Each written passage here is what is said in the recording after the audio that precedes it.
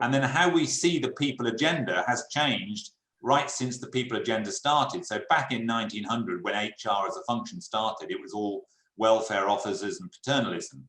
And then it was labor relations and robber barons and, you know, power plays between bosses and unions and all that. And then through post-World War II, there's a bit of a gap here as we went through World War II, and we sort of experienced, the world experienced red despots running large, particularly in Europe, but elsewhere, is we started to put rules and regulations in place, UN and so on, to try and restrict red despots. And the people practices started to move towards process and principle approach. We've got to have some principles in the workforce of how we're going to do HR. It wasn't even called HR back then. And eventually, most companies, the vast bulk of people practices in most modern companies has reached this fourth wave, where we talk about HR managers and HRDs at the top.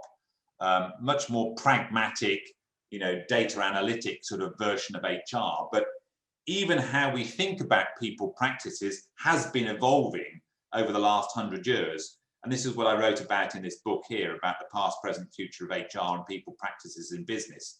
So as we return to work, you know, depending on whether your company is still frankly stuck in the 60s and 70s in its people practice, or whether it's a bit more pragmatic, or it might be slightly ahead of the wave, you know, so those companies that have moved from the sort of HRD to the CHRO, which is really a stepping stone between the orange and the green wave.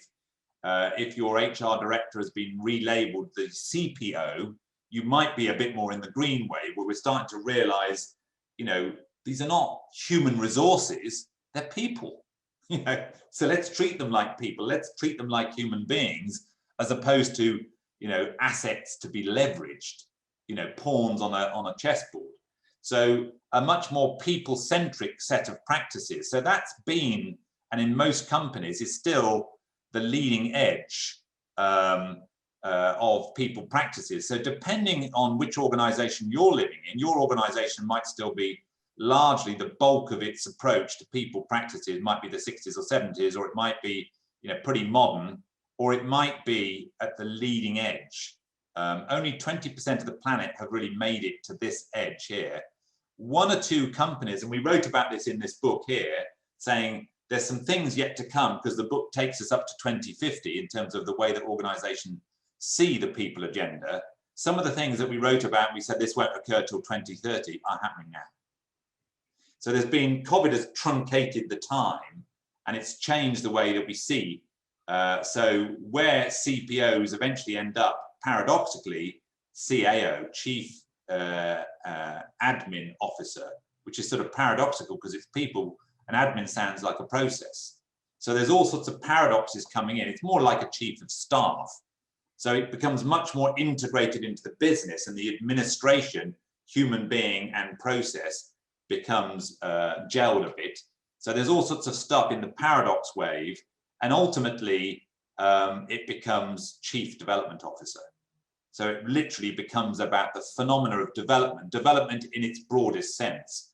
So every organization is living with this macro global trend. The way that we think about the people issues and what needs to happen for the people issues is itself changing globally. And, you know, there's in every geography, there's one or two companies at this top end. Most are around the sort of orange, the sort of leading edge is around the green, and some of those who are behind the curve are in the blues. As you go back to work, what will happen will depend a lot on the people function and where it is. I mean, is it modern? You know, is it slightly behind the wave? Is it slightly ahead of the wave? So what happens on the return to work is dictated by that as much as anything else. How those leaders think about the people practices. So that's at the macro level, just to call out a few of the things that are going on at the macro level.